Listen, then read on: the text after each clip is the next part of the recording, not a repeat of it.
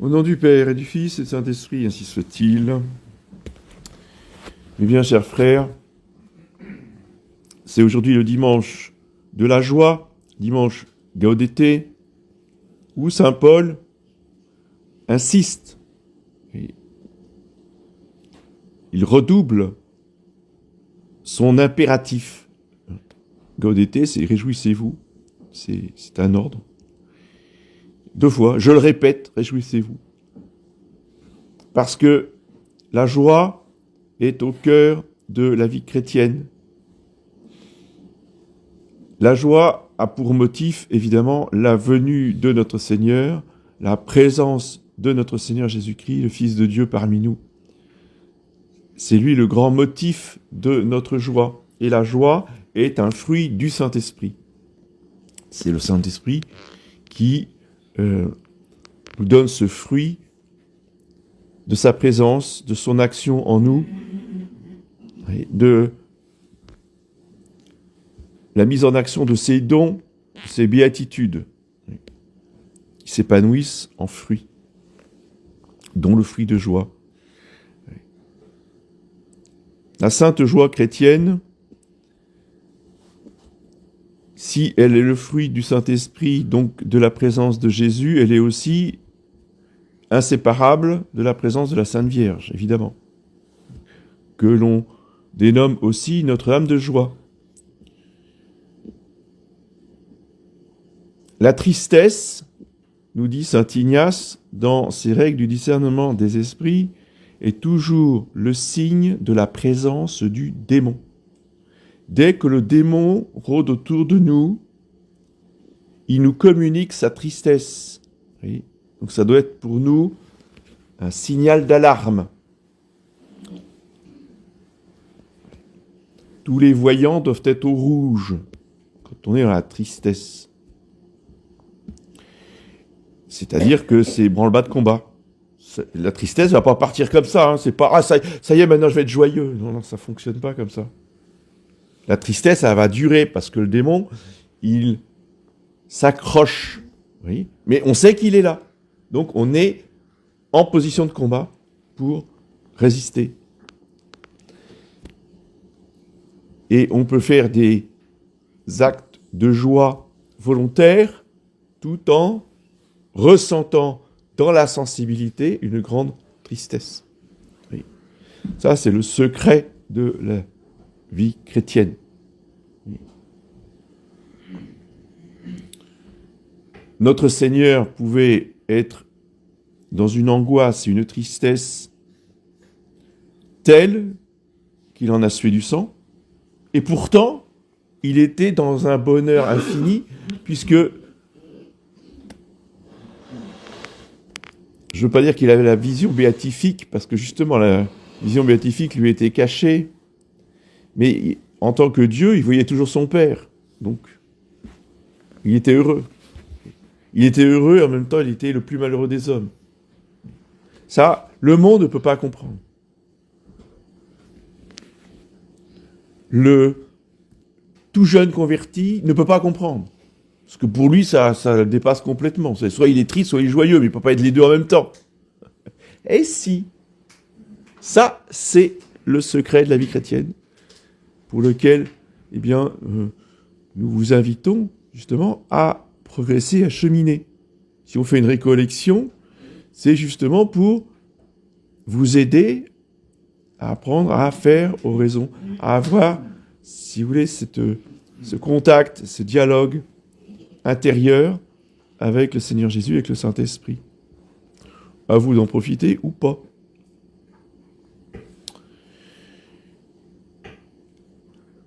Mais c'est fondamental.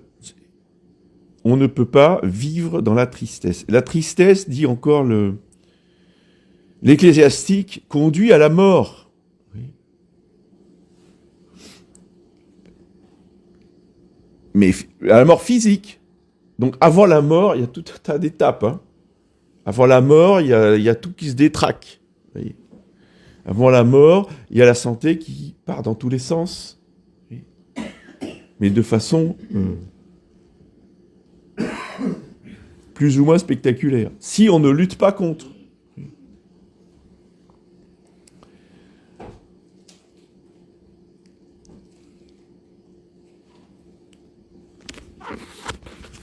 Autre bénéfice de cette joie, c'est la modération, nous dit saint Paul.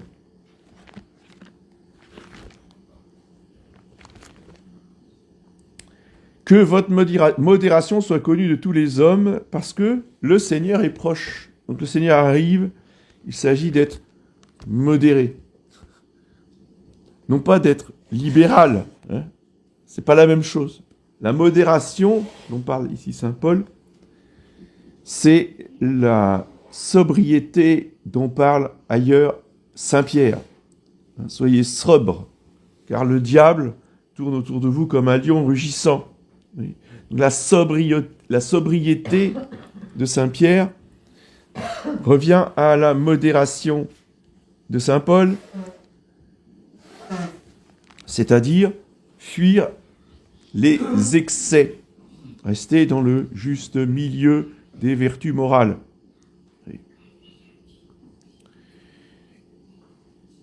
Ce juste milieu, il est variable, il n'est pas fixé une fois pour toutes, il n'y a pas une règle universelle à laquelle l'université des hommes doit se plier à la lettre et au millimètre. Non. Donc il y a des moments dans l'année où, on va dire, c'est plus large, c'est plus détendu, puis il y a d'autres moments où, au contraire, c'est plus strict, c'est plus austère. C'est le cas de cette semaine avec les 4 temps. Pendant 3 jours, on va faire jeûne et abstinence. Bon. L'Église, déplace le curseur en fonction des fêtes liturgiques ou des temps liturgiques. Mais en toute chose, ça reste modéré. Vous voyez.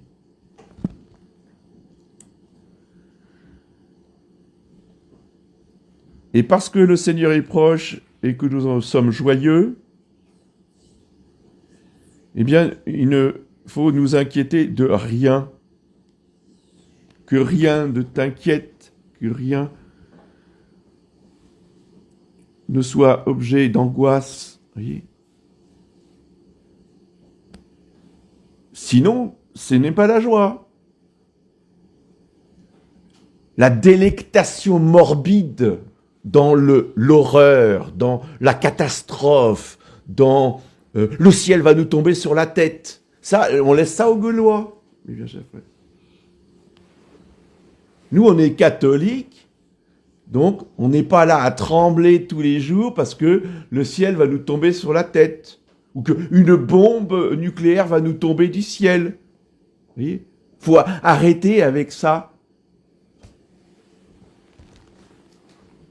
Réjouissez-vous et ne vous inquiétez de rien. C'est le démon qui veut absolument qu'on soit là en train de trembler de peur. Et d'ailleurs, il nous le rappelle tous les jours. Si on l'écoute, hein. Si vous avez pas coupé votre habitude d'allumer la radio pour écouter la désinformation. C'est la guerre, mes bien chers frères, psychologique. Donc, c'est quoi la guerre psychologique ? C'est vous casser le moral. Justement, c'est vous enlever votre joie. Le démon est jaloux de notre joie. Il veut absolument nous l'enlever. Oui. Donc on va tous mourir. Donc on va tous être détruits. Oui, non, mais j'entends, mais ça me fait rien, moi. Quoi ? Faut pas écouter. Parce que ça fait toujours quelque chose. Donc on éloigne tout ça. Ne vous inquiétez de rien. Jette tes soucis dans le Seigneur et lui-même te nourrira, dit l'Ancien Testament. Oui. Alors, si vous avez ces bouffées d'angoisse là, eh bien vous les jetez dans le Seigneur. Voilà. Et on oublie. Alors, mieux encore, ça c'est purement psychologique, hein, c'est purement naturel, mais c'est efficace. Il faut tenir compte de notre chair, de notre cerveau, qui est de la chair aussi, le cerveau.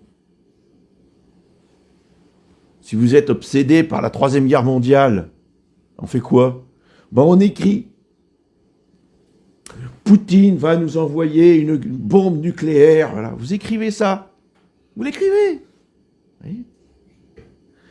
Puis une fois que vous avez écrit toutes vos angoisses et vos peurs, vous prenez un briquet, une allumette, vous brûlez, vous mettez dans l'évier, coup de robinet, terminé, fini. Au revoir. Troisième Guerre mondiale. Et la journée se passera beaucoup mieux. Vous retrouverez la joie. Mais il faut faire quelque chose. Il ne faut pas sans arrêt mouliner sur la Troisième Guerre mondiale. Ne vous inquiétez de rien.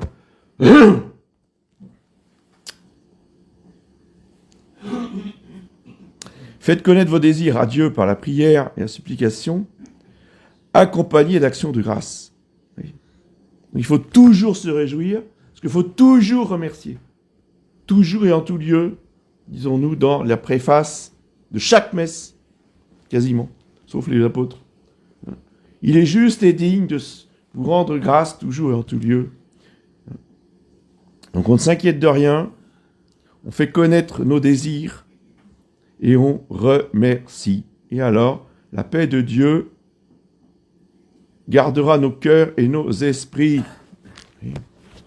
Et cette paix de Dieu, elle est bien supérieure à la paix des hommes.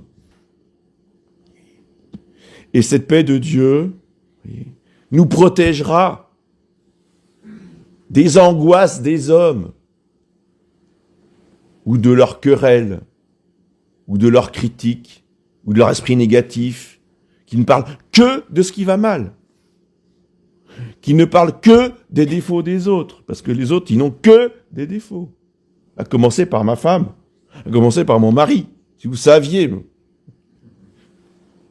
Alors, on arrête, déjà, pendant ce temps de l'Avent, je termine là-dessus, bonne résolution, on arrête de faire focus sur les défauts de son mari, sur les défauts de sa femme. Puis on essaye de regarder toutes les qualités qu'on avait vues quand on s'était fiancé. Voyez, qu'on a complètement oublié ou qu'on a mis de côté. Enfin, oui, on les connaît, mais le problème, c'est ses défauts. Non. La solution, c'est ses vertus. Si on voit les choses comme ça, oui, ça change tout. Et la joie va revenir. Eh oui, ça change l'ambiance.